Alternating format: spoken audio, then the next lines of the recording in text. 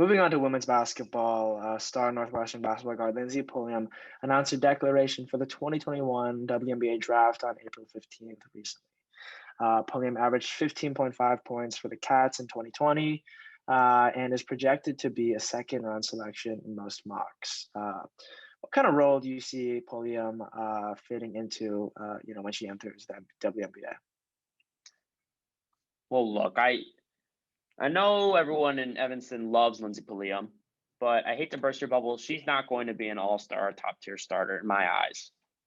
I think her scoring capabilities are just a little too inefficient, but instead I think she could find a great role being a bench scorer and a leader for a bench unit. I mean, what she brought to the table for Northwestern was consistent scoring ability. She always put up numbers.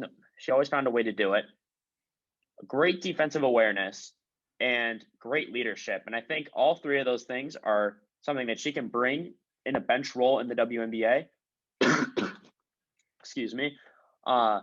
She won't have the pressure of having starter level minutes in her time coming off the bench. She'll just be able to help sort of run the offense in the bench unit, be able to facilitate a little bit and cause some chaos on the defensive end, and overall just be a great leader. She'll be a great 3-and-D piece, I think, but she's not gonna be a star in the WNBA in my eyes.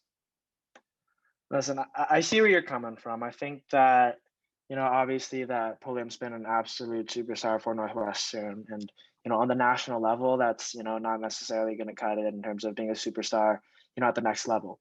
But I think that Pulliam still has a world of potential to succeed. I think that this year, obviously, it hurt her draft stock a little bit. She had such a phenomenal junior season.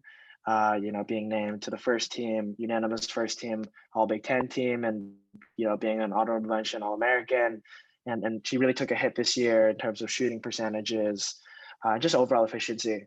But I think that when she enters the league, I think that, I could see her playing that kind of role you're talking about. I could see her being, kind of a spark plug off the bench, someone who gets limited minutes and, can score in bunches and, not someone that a team, should rely on. But at the same time, I could easily see her developing into an all-star. I think she has that kind of capability. I mean, she's been inconsistent this year. We know that, right? Against UCF, she dropped 25 points, on 9 of 16 shooting, to carry the team to a victory. And then next game against Louisville, she makes one field goal. So I think that kind of inconsistency is, still stuff that she has to work out. But I think that she's just got such an incredible jump shot. I think that with a strong support system around her in terms of, not having that sort of pressure to be that star who needs to be taking all the shots in all the games, I think that she can develop into a superstar. But, like you said, definitely not off the bat.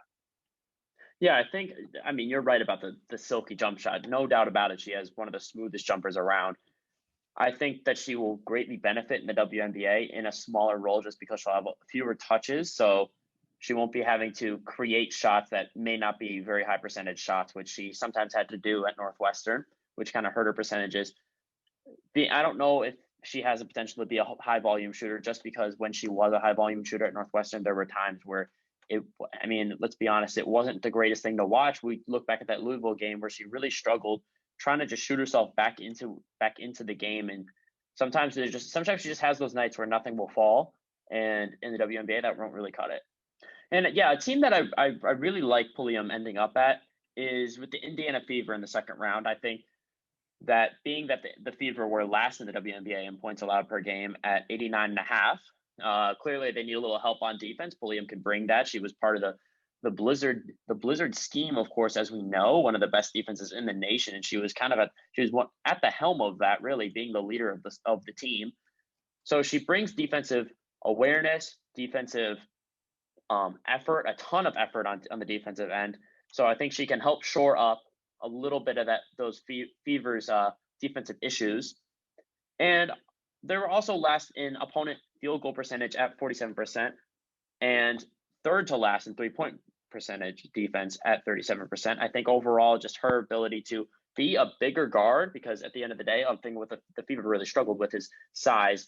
And now that because they're losing Candice Dupree and Natalie Achanwa, They're probably going to go with a forward in the first round, and then Pulliam being a 6-foot guard, she'll be able to step in as a taller shooting guard.